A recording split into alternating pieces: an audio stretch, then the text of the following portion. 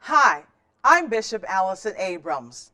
Welcome to the Bishop Allyson Abrams Show, where I believe truth empowers.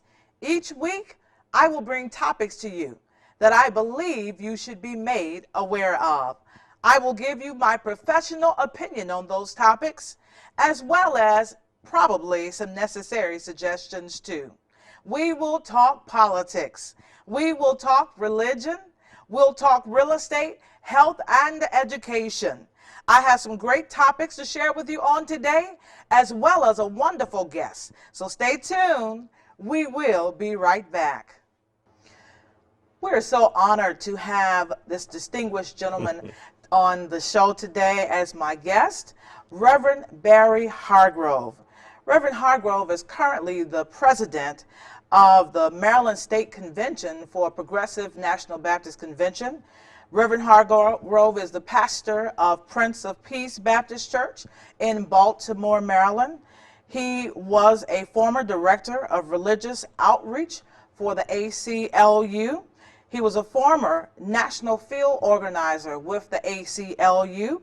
He was also a legislative liaison for the NAACP of Washington, D.C., and he is a member of the African American Ministers Leadership Council, which is a part of People for the American Way. Reverend Hargrove, I'm glad to let you know, all of those people who are in the Washington, D.C. area, is a graduate of Georgetown University with a bachelor in government. He also, once again, for all the D.C. folk, is a graduate of Wesley Theological Seminary, graduating with the Master of Divinity degree. And last but not least, to all of those who are fraternity members that are watching on today and sorority members, he is a member of one of the most distinguished fraternities around. Do I sound biased? Do I sound biased? He's a member of Alpha Phi Alpha fraternity. And so want to say welcome, Reverend Hargrove, to the show on today. Oh, thank you so much. It's good to be here. We are so glad to have you. Now, I always like to open the show by asking all of my guests one simple question, and that is, what gives you joy? What gives you joy each and every day? Life and the opportunity that I have now, after all I've been through, to do what I do and to enjoy doing it. That brings me all the joy in the world. Wonderful, wonderful. Well, I truly understand how life could give you joy knowing your story. All right, and so I had a member of my church in Detroit who had 2 liver transplants. She was blessed. A lot of times people don't get another transplant, but she was blessed to have 2 liver transplants. And I was there with her during the second process before receiving the second transplant. And so I wanted to ask you, how does one get on the list to receive an organ? How does one get on the list for a transplant? And maybe someone is watching today that may need to know how they can get on the list. How do you get your name on the list, or many lists that are out there today? Well, once you're diagnosed with whatever it is that you're dealing with and you find that you need a transplant, whichever hospital that you are associated with, that you're having treatment from, will walk you through the process. There's generally an entire team of people who will help you first make a decision as to whether or not you want to have a transplant. And then once you've made that determination and you've gone through your requisite testing, there's several types of examinations you have to go through just to make sure that your body is able to go through the process of the surgery. And they even give you psychological examinations as well to make sure that you are ready, even psychologically, to receive the transplant. Once you've gone through all the requisite testing that hospital requires, they will list you, and generally you're listed according to your health status. You know, I fortunately, both times I was listed, was relatively healthy, but in being relatively healthy outside of my kidney failure, that kind of did not put me to the top of the list. If you're very sick, they'll put you to the top of the list, and that will give you priority. And then after that, you gain time on the list. And as you gain time, you move up.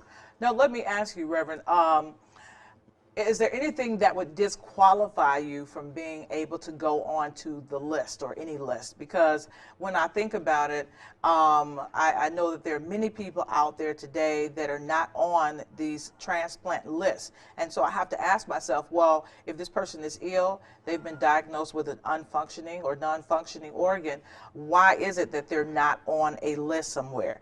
Did they fail the psychological exam?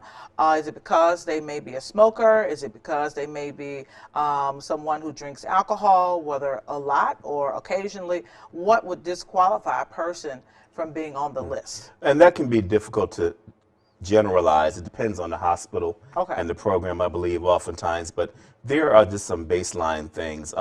Sometimes you're just not strong enough Okay. physically Okay. to go through the process. Other times you just may not be emotionally ready for whatever reason they determine. And that might be an issue. Some people, they find that they will not be able to take care of themselves following a transplant. And that's major. Yes. That, you receive this gift, you have to be able to be a good steward Exactly. of what you've been given. So there are any number of reasons, again, depending on the program that you're going with. Okay. Okay. And thank you for sharing that and bringing to, I guess, my attention about the psychological process, because I've never really considered that they would take a patient through the psychological examinations just to make sure they're prepared Absolutely. for this transplant. Now, you being a transplant recipient, I wanted to ask, what does this transplant process look like? Where does it start? I have a member of my church now who currently needs a kidney, and there may be somebody watching who may need a kidney. So where does this process start? And when I say that, I mean, okay, you're on the list and they've moved you up, and so now there may be something available to you. And so I remember with my member in Detroit, when I was pastoring there, she got a call. It was very late at night, and so they said, hey, you've got to get here. I think it was within an hour or something. And so what happened was a friend of hers brother was in a car accident, and God bless his soul, he did not make it out of that accident. So the friend knew that she needed a liver and said, hey, would you talk to the family and see if that's something they would be willing to do. And so the friend did talk to the family, and so the family said, hey, well, we know he's not coming back, so this is something, since you know her, we're willing to do. But if it's compatible, that's awesome. And so it was compatible. So if you would walk us through that process, once they, I guess, know that there's something available for you, what happens after that? And again, it depends on which hospital you're listed with, and you Yes. can be listed with more than one hospital. Okay. I believe it's up to 3 Okay. in most cases. But I know in my case, my first transplant actually came from a member of the church I was serving Wow.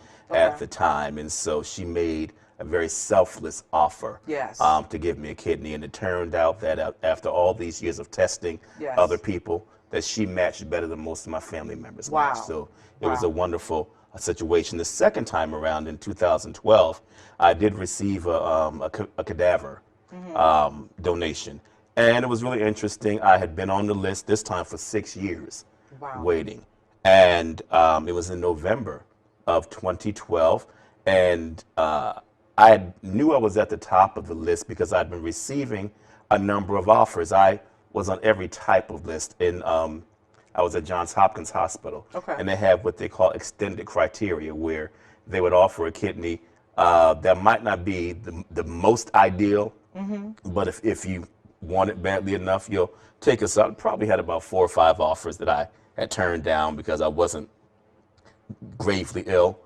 And then finally one day I get a call, and they said, we've got this organ that may be available. A young 33-year-old man had a stroke,